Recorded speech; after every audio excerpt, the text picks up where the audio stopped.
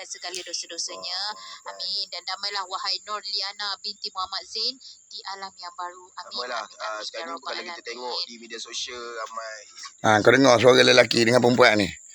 Budak yang disebut nama tadi ni dia cederakan dengan aku dekat pokong depan masuk Kuantan Perik tu, budak Harun ni. Aku nak tanya dia. Dia khabar Ana ni makwa aku, awet aku. Kenapa pula dia pergi colek anak bini aku dekat situ? Mak ayah Harun ni, tok nenek Harun, pok-pok menakan Harun ni apa benda ni?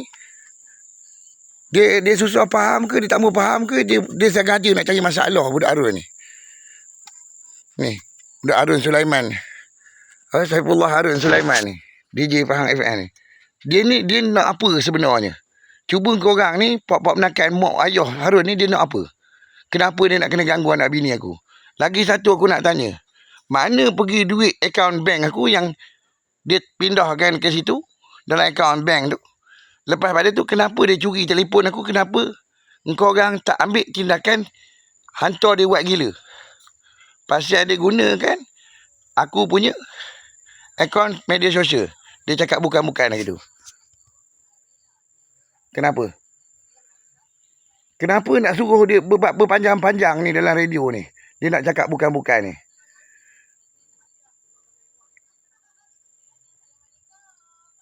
Dia tak boleh faham ke?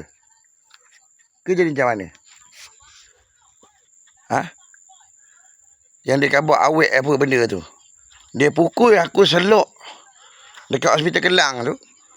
Lepas pada tu dia pukul pula Ana dekat tapah tu selok. Tak puas hati pula apa benda. Siap nak masuk bertelanjang bulat pula dalam bilik. Aku duduk ada dalam rumah. Duduk menaik kereta kerja tu apa benda tu. Dia nak bersetubuh apa benda dekat situ. Tak boleh ambil tindakan ke ni? Saya ni tak boleh ambil tindakan kepada dia ke? Kenapa dengan korang ni? Orang negeri Pahang ni kenapa dengan budak Harun ni? Apa masalah dia? Dia khabar bukan kau ni, bukan kau ni. Sampai orang Jaik tu tak ada. Dekat Kedah gitu. Dekat Istana Anak Bukit, satu perbincangan dekat Istana Anak Bukit, Heritage Hotel, Royal Heritage Hotel, Astana Hotel tu. Dekat Kedah gitu. Kata tak ada. Bercerai apa benda, memang budak perempuan tu bini aku. Anak-anak Yamin.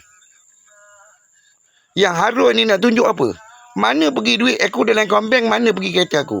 Kereta aku dipahamkan oleh Cina tu. Harun ni jual.